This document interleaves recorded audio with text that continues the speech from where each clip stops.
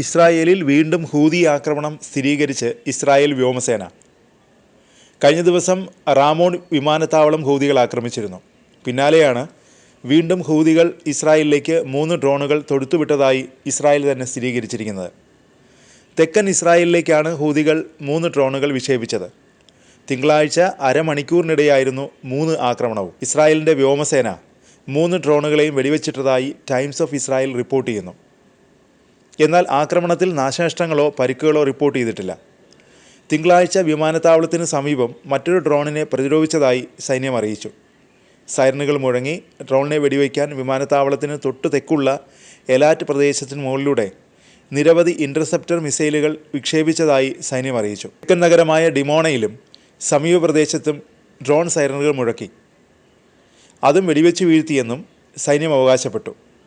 3ാമത്തെ drone വെടിവെച്ച് വീഴ്ത്തിയെന്നും എന്നാൽ ഈ ഡ്രോൺ സൈറനുകളൊന്നും മുഴക്കിയില്ലെന്നും സൈന്യം അറിയിച്ചു. ആകാശത്ത് വെച്ച് തന്നെ 3 ഡ്രോണുകളെയും തകർത്തതായി ഇസ്രായേൽ സേന വ്യക്തമാക്കി. കഴിഞ്ഞ ദിവസം ഇസ്രായേലിലേക്ക് ഹൂതികൾ ഡ്രോൺ ആക്രമണം നടത്തിയിരുന്നു. ഇസ്രായേലിലെ എലാറ്റിന് സമീപത്തുള്ള റാമോൺ വിമാനത്താവളത്തിലാണ് യമൻ സായുധ ഗ്രൂപ്പ് ആക്രമണം നടത്തിയത്.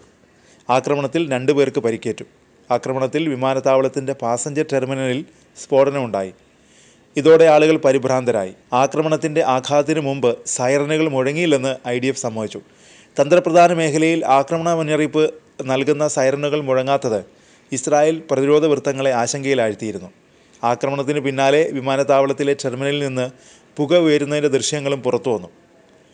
അന്വേഷണം തുടരുന്നതായാണ് IDF വ്യക്തമാക്കിയത്. റാമോൺ വിമാനത്താവളത്തിന് സമീപത്തുള്ള വ്യോമാതിർത്തി അടച്ചിട്ടു. ഭീകരാക്രമണമെന്നാണ് ഇസ്രായേൽ ഇതിനെ വിശേഷിപ്പിച്ചത്.